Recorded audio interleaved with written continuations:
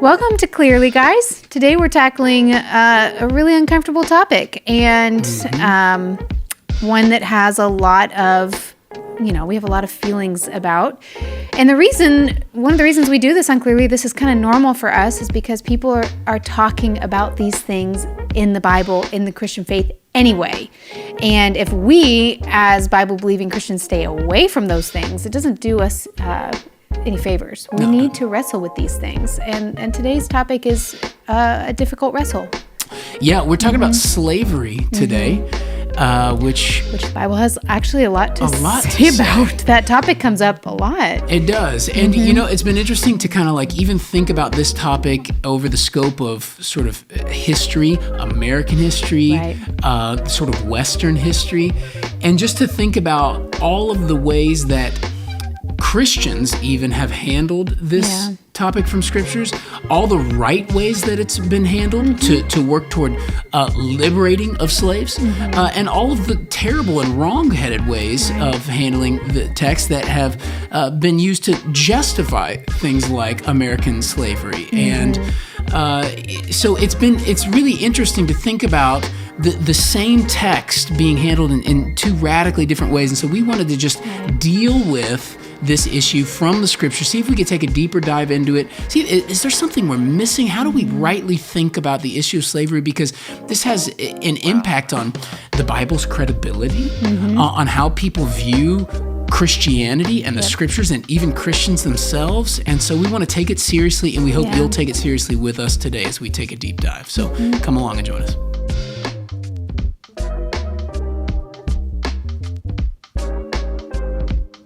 So, I just want to say we're tackling a really sensitive topic. Yes. Right now. We're talking about slavery and how the Bible, the Bible's interaction with the concept of slavery. We're going to get into it. But the reason that we're doing this is because there are so many other people highlighting these passages in the Bible to discredit the scriptures, to say all sorts of things bad about Jesus and about the followers of Christ. There's already people talking about these passages. Because you could say, why highlight these controversial things? Why dig into it? Does it really matter? I think it matters. I think that's why we want to do this. There are really good answers for the questions that we have about the Word and ways to make sense of it and to think about it.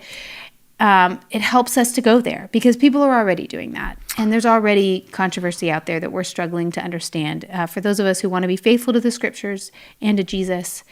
Yeah, and if you just squash it all down, here's the thing. There's just texts in the Bible that deal with it, plenty of them. So you're going to if you're reading your Bible, you're going to read them. And then you got to have some lucid thoughts about them and be able to think biblically about them. If we just squash them all down, it's just like repressed weirdness. It's just going to come out sideways in other places. You're going to start to not trust the Bible, but not be comfortable enough to talk about it. And it's like, but what if there are really good answers? And what if we could just open up and have a dialogue about it? So this is us going, let's talk about the sideways pill in the Bible and see if we can swallow it. Right. Yeah. Which is what just happened to connect us to our last episode, right? That we saw Paul open addressing slaves. Or that is it. A lot of translations say bondservants, but it is in the Greek. It is the word for slave. That's right. So, and here's the text that creates this episode. 1 Timothy 6, 1 and 2, let all who are under a yoke as bondservants or slaves regard their own masters as worthy of all honor, so that the name of God and the teaching may not be reviled. Those who've been have believing masters must not be disrespectful on the ground that they're brothers. Rather, they must serve all the better, since those who benefit by their good service are believers and beloved. That's just one. Right. There's plenty of others. We could go to 1 Peter. So now we're not with Paul, we're with Peter now. And Peter in 1 Peter 2:18 says this charming verse, servants, be subject to your masters with all respect, not only to the good and gentle, but also to the unjust. So here we have a passage where he's saying, hey, even if they're the worst, you need to be subject to them with respect, no less. Yep. And man, I just hear you're in 2023. in America, and you're reading this. It's just, Yep. and so we need to have some good answers for it, because here is what's happening. We're asking a question when we come to those texts. Right. Can I even verbalize what I think the biggest question we have is? I think what the biggest question is, why, Bible, are you not condemning this? Yes. Why that is are the question. you not saying bondservants flee, masters set everybody free? Like, why doesn't it come out and say that? Why doesn't it condemn it? And this is what opponents of the gospel are going to grab onto. It's what guys like Sam Harris are going to grab. They're going to go, see, the Bible. There's no verse you can take me to that says naughty, slavery, naughty. Don't do. It doesn't say that. It gives instructions for how to operate within it, and it's in Old and New Testament. So that is kind of the driving question. So we want to address that now. Try and deal with. And to do that, we're going to do our best. And if you don't like it, you can email Kelly. Thanks. Here is the first thing when we're coming to this subject that I think we have to deal with first before we ask other questions. The question is, but when you're getting upset, what slavery do you think we're talking about? So that's the first question we have to answer. What kind of slavery? What kind of slavery are you getting upset about when you're reading the scripture? Are you thinking, if you're an American, you're reading this, almost guaranteed you are thinking with your antebellum, pre-Civil War, chattel slavery hat on. And we know how horrible those hundreds of years in America were for so many people. And then you come to the scriptures and you see the word slave and master and all that. And what we do is we import all of those feelings and all of those thoughts and all of our notions about what slavery is onto that text, and we go, without even asking, we go, well, that must be what they're talking about too. And therefore all of this is wrong and disgusting and all that. And I'm just saying, any good Bible student will tell you, you got to be careful with your presuppositions about things when you come to the Bible. And so a lot of what we do is very anachronistic. We take stuff from our present and we put it on the past, and we expect the past to be like the present. So I'm just saying, here's a good question you got to ask. Are we talking about the same thing? Right. Are we, when we're reading about it in the Old Testament and the New Testament, are we talking about the same thing as American chattel slavery? Let me give you our kind of categories here. When you're talking about American slavery, which is what most of us think about when we think about slavery these days, here are some of the qualities of it. It's race-based. It's lifelong. It's freedom-less. It exists because of, in almost every case, man-stealing, the theft of another human being. That's how it's able to grow and persist. So those are kind of the qualities about it. And so I think the question we got to ask is, well, is that the setting Paul finds himself in, talking to the churches? And then is that also kind of what's happening in the Old Testament? And I just want to submit that if you do your homework on it, you're going to discover, no, that's actually not, that version of slavery is not what we're talking about in the Bible. I'm not ready to say what the Bible's talking about is not slavery, and does not have evil elements. I'm just saying it's not what we think of in America. Right. Can we at least just even say, because in this book, which we've studied this in a previous episode, Paul will condemn man-stealers. That's right. And that's coming, yes. So that's our version. There's a couple other versions you're going to see in the scripture, though. You have Old Testament slavery, which is kind of in the Jewish community. You've got New Testament Roman slavery, which is what we experience with Paul and Peter in their letters. And so let me just kind of give you a quick flyby of the qualities of those forms, those expressions of that institution called slavery. So like if you're talking about the Old Testament version, maybe you've read Exodus, Leviticus, Numbers, Deuteronomy, and your slavery is talked about a lot. It is. Yes. Quite a bit. And you're going, dang, man. And not only that, in those settings, it can even feel a little bit weirder because here we have like God himself commanding things about how to operate within slave, like Old Testament law prescribing different things. You go, okay. But what's important to know about Old Testament Jewish slavery in the Jewish community was it is way more appropriate to understand it as indentured servitude than it is our form of slavery.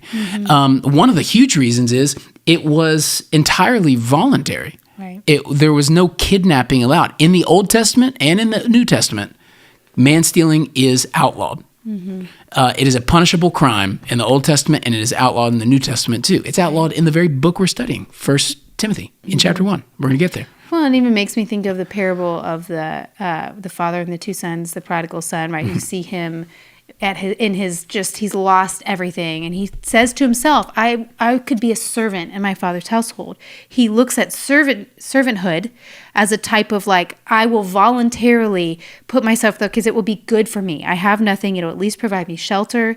It'll provide some things for me. So it actually was a type of grace for somebody on their last leg who had no other options, that they could voluntarily offer their service to somebody in exchange for housing and shelter and food and all those things. And you see it as a positive thing with the prodigal son in his trying to return to his father to say, that sounds like a good option to me. Yeah. And so it is a type of grace that God he allowed in the Old Testament in this Jewish form of slavery. It's a mechanism to get out of poverty. Right. Your crops fail one year, and you've got debts you owe. That you can conscript yourself to service, to work off a debt. So it's a provision for God's people. And here's the other thing: it's not lifelong. That's right. Guaranteed release every 7 years in the Old Testament. So you can see this in Exodus 21 in verses like 2 to 11 is dealing with that. I love it. God's just great. It's like every 7 years, set everybody free. Yeah. It was year to year contractual, and then every 7 years is like wipe that slate, man. It's just so much like the heart of God. It's a grace for you to get into, but there's a built-in release valve for that, so that no one is tied into that forever. Yep. And if that didn't stick, you have the year of Jubilee every 50 years where the slate gets wiped again. So land gets returned, slaves get manumitted, all of that happens again. So guaranteed release, it's contractual, that sort of thing. You even see that with like Jacob and Laban. Yep. He's got that 7-year commitment to him. They have to re-up again, Leah and Rachel and all that. So voluntary, guaranteed release.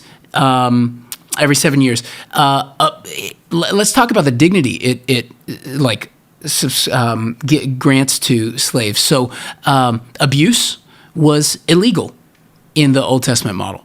You can see this Exodus 21:26. Slave gets beaten, they get released. Slave gets killed, you get killed.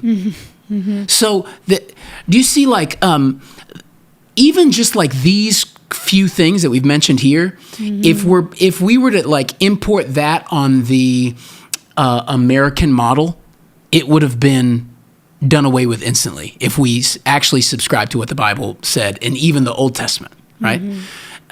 Because so many of the elements that make American slavery so awful are explicitly outlawed and outright condemned in the Old Testament scripture. So I think especially the Old Testament gets a really bad rap for all kinds of things. And I feel like my burdens is to help people go, hey, don't hate on the Old Testament, man.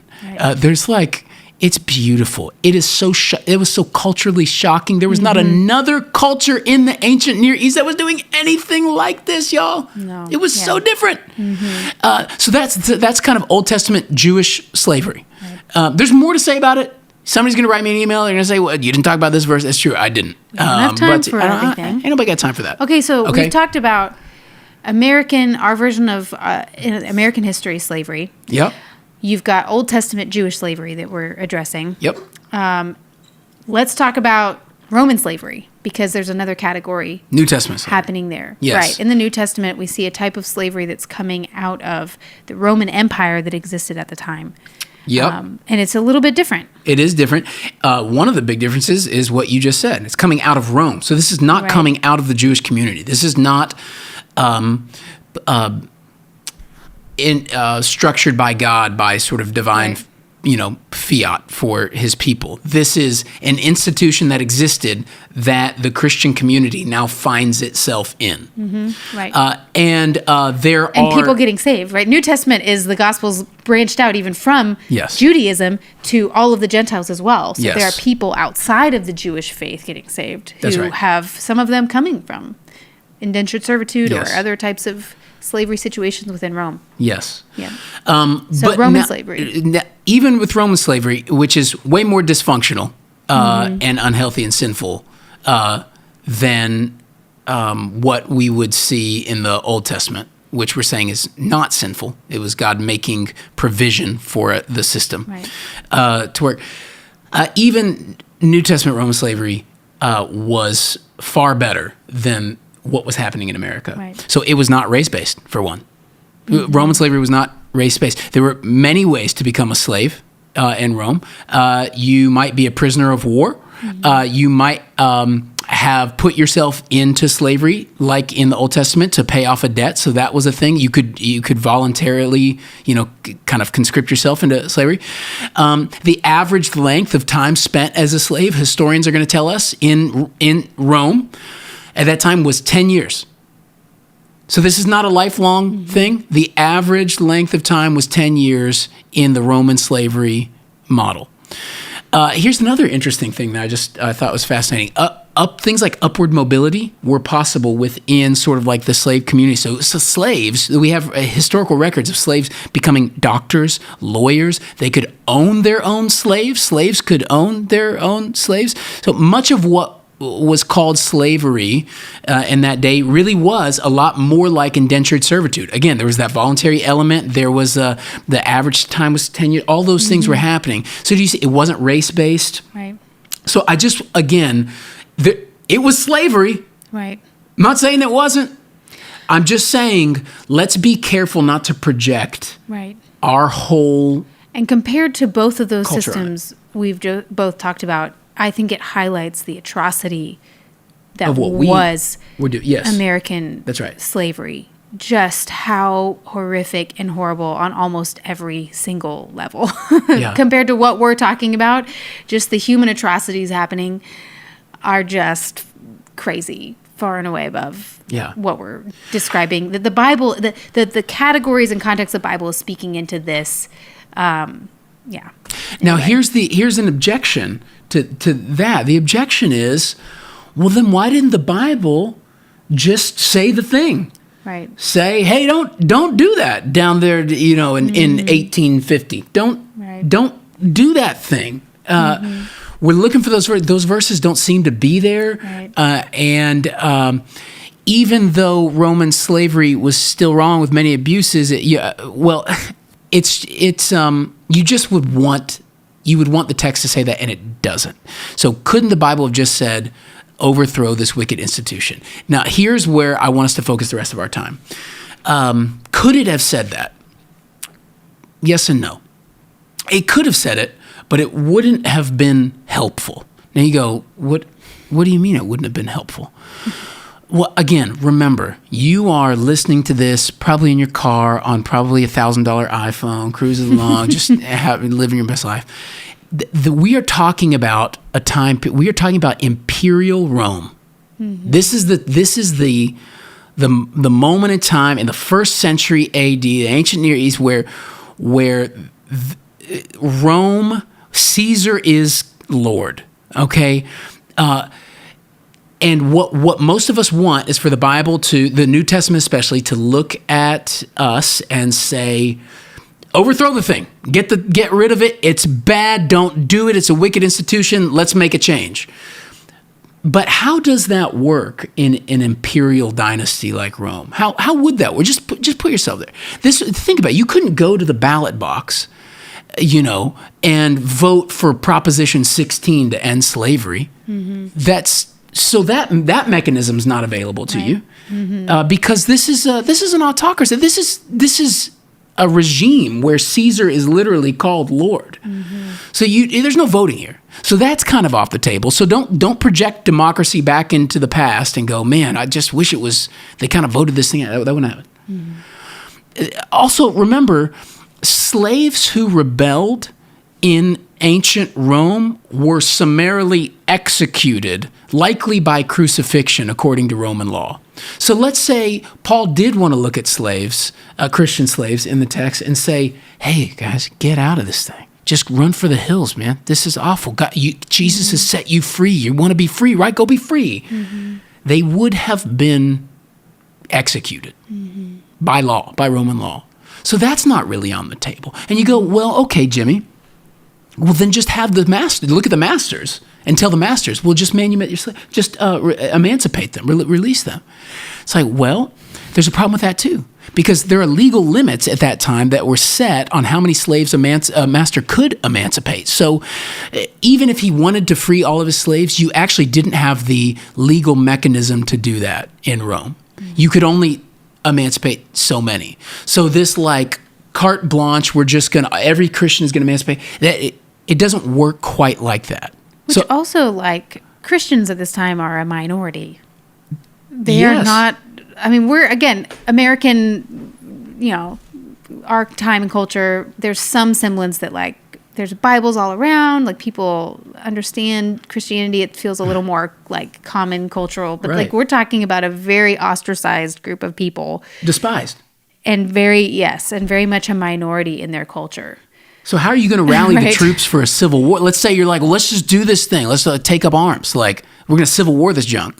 It's like, well, Paul's already like on the road to prison. They're all, it's just that's not going to fix. I'm just saying, like, let's be realistic about what the options before the Christian church really were. So now here's the question. Mm-hmm. And this is what it all comes down to. If you can't kill the thing from the outside, what's your only option left? And the answer is, your only option left is to kill the thing from the inside. That's the only way to make this work. Mm-hmm. And wouldn't you know, when you come to the New Testament, that's what we see happening. Mm-hmm. This is how the gospel writers, this is how Paul and Peter and the apostles, this is how they are intending to unravel this thing from the inside out. They're poisoning the water hole. So let me give you a little smattering of verses to show you what I mean. So here's some of the things the gospel is saying and doing into the culture that was. Galatians 3:28. There's neither Jew nor Greek, neither slave nor free. There's neither male nor female, for you are all one in Christ Jesus. What if that's true? If a community of Christians begins to embrace this, this spirit of equality and equal worth and dignity is all of a sudden exploding within the Christian community. The hierarchy that we so despise in sort of the thing that is the institution of slavery, it doesn't have any air to breathe anymore, because Paul just said what Jesus did on the cross was to level the playing field. So that the ground, as you've probably heard said before, is level at the cross. There is neither Jew nor Greek, slave nor free. A master is not better than his servant, nor a servant worse than his master. That thing doesn't exist. What would that do in a culture if you believe that? Mm-hmm. There's an even more shocking passage in Ephesians. Can I read that? Yeah. It's this is going to blow your minds. 6. I think this is crazy. This is everything. Go. Do it! Bondservants, again, we're addressing slavery. Bondservants, obey your earthly masters with fear and trembling, with a sincere heart, as you would Christ. Not by way of eye service as people pleasers, but as bondservants of Christ, doing the will of God from the heart, rendering service with a good will, as to the Lord and not to man, knowing that whatever good anyone does, this he will receive back from the Lord. So just huge commendation, right? Bondservants, treat your masters with just this wonderful goodwill and service. It's all the icky stuff that we're like, oh, this verse, how am I going to... Knowing that the Lord sees, right, you're doing it for him and he will reward you, whether he is bondservant or free. Verse 9, masters, do the same to them. So... Hold on. Can we do this? Take a break? The command was, servants, lay down your lives for your master. I mean, like, don't do it as with just eye service as people. You serve them like you're serving the Lord himself. I mean, you submit to that, obey your earthly master. All of that, take all those commands, and then put all of those in the master's pocket now. Masters, do the same to them. And stop your threatening, knowing that he who is both their master and yours is in heaven, and there is no partiality with him. So the message of the New Testament to masters is act like a slave to your slave. Huh. Can we agree? If that's all there was, it'd be really hard for this slavery thing to like keep rocking along in the Christian community. Right? If a master was to functionally be like a slave to the slave as well as the slave to a master, basically it's mutuality. We are all laying down our lives for each other. It's equality gone wild. It's radical, levelness, and servant-heartedness coming to everybody. Or you can take like an example, like just a singular moment where in the book of Philemon, Paul is writing to this guy who he had a slave, Onesimus, who ran away, and Paul's with him. And the slave, apparently he's become a Christian, and Paul's sending him back to Onesimus. And listen to how he talks about sending him back, how Onesimus is to receive this man. And you tell me if the system of slavery works, if this thing happens. For this is perhaps why he was parted from you for a while, that you might have him back forever. He's talking to Philemon about his slave. No longer as a bondservant, but more than a bondservant, as a beloved brother, especially to me, but how much more to you, both in the flesh and in the Lord. So he's saying, hey, he's coming back as a brother. He's a believer now. You are to receive him not as a bondservant, but as a brother. Right. How are you going to treat your brother? Is the question. So for both, anytime you see a master and a slave or a bondservant relationship where both find themselves to be trusting in the gospel of Jesus Christ, you are seeing the obliteration of that relationship in some ways, that equality is now manifested in it, mutual servanthood to one another, that it really is stripping the entirety of this master bond servant from its unhealthy, worldly there's no power in it about anymore. It. Right. There's no power in it. Maybe there's a semblance of it that might be left legally because of certain things in this Roman system. But by and large, it has been destroyed. It's a shell. Right. Even if it exists, which at the same time, Paul's commands, right, for those who find themselves where they're not both parties are believers, right? There's now a command just given to that person, but it's not trying to obliterate the whole system in a way that those who don't find themselves in a place where they could be taken care of are put in a place of being left destitute and poor or killed because they tried to run away, all of that. It's just a really, it's amazing. It is, and it's radical, and it flips the whole thing on its head. It reminds me of, do you remember Iron Man 1? Oh, glorious Iron Man 1. So there, Robert Downey Jr. is captured by the terrorists. He's in the cave. He's being held against his will, and they find out he's Tony Stark, and they want to have him build weapons for them. They got they want him to build like a bomb thing, that whole deal, and so he gets to work on it, and he's kind of got his blueprints out, and they keep coming in, and they're checking on the blueprints. They're like, "Is this gonna do the thing?" He's like, yeah, it's a weapon. It's gonna kill everybody. It's great. But really, the whole time, the blueprint was actually for the device that was gonna set him free from the captivity of these terrorists. Like, he was working on it, and by the end of it, he's able to get free. But he duped the guys. The blueprint that they thought was meant for harm was actually intended to liberate people. And that is exactly what's happening in the New Testament. The blueprint that most people take a look and they put their eyes on, they go, oh, this is harmful. This is like oppressive. It's like, if you take a closer look, what you're going to see is it's actually not a blueprint for a bomb at all. It's actually a blueprint for the very thing that's going to get us out of the cave. It's going to get us free from this system. It's going to liberate us. And I just love how the New Testament, how the Bible works, it just flips everything on its head. It's so like God to do this, that this would be the gospel is the undoing of every oppressive system. It always will be. It is meant to free people. Right. And that's exactly what we're seeing right here. Right.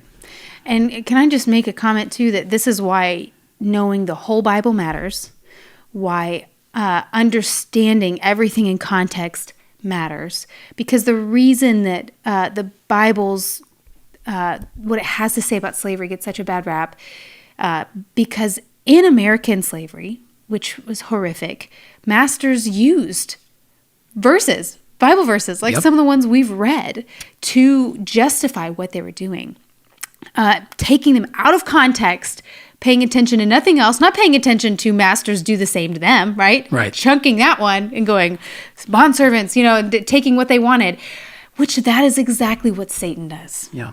Just Satan has always, from the beginning, you see in the temptation of Christ, Satan goes to Jesus, it says in the word, let me just quote it for you, Jesus, as if, so just because people have done that in the past, have cherry-picked verses from the Bible to justify evil behaviors, doesn't mean what the Bible has to say about slavery is connected, even in any meaningful way, to that past version of slavery. That's right. Just like you said, the blueprint that's given is meant to liberate and cause flourishing. Yeah, not harm. Not harm. That's right. Yeah, and I think that's beautiful.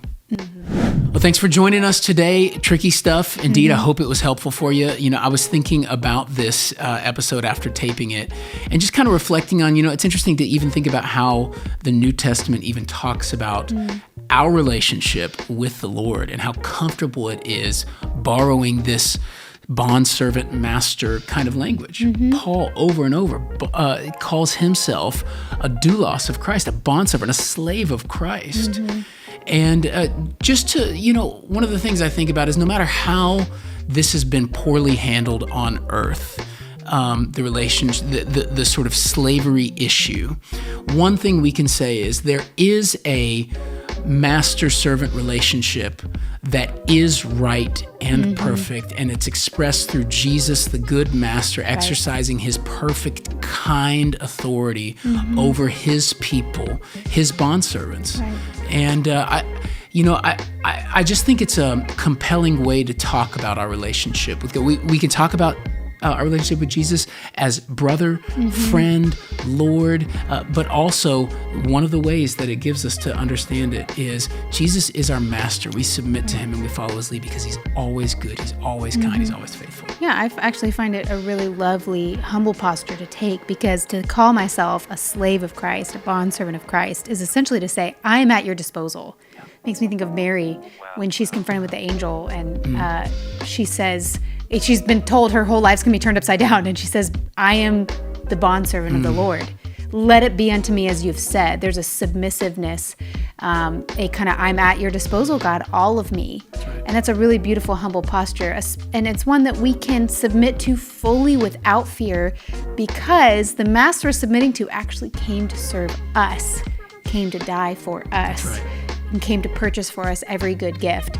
And so it's actually a really beautiful thing in that context. That he would become a slave to all mankind so that we could submit ourselves to him in the future is a beautiful, beautiful thing. So I'm hoping that you take that away with you as you're contemplating these very serious, very complex, very heavy issues, that we really do have a good master in heaven who loves us well. And if you still have lingering questions or thoughts, feel free to send us an email at question@clearlypodcast.com. We'd love to hear from you. Yep. We'll see you next time.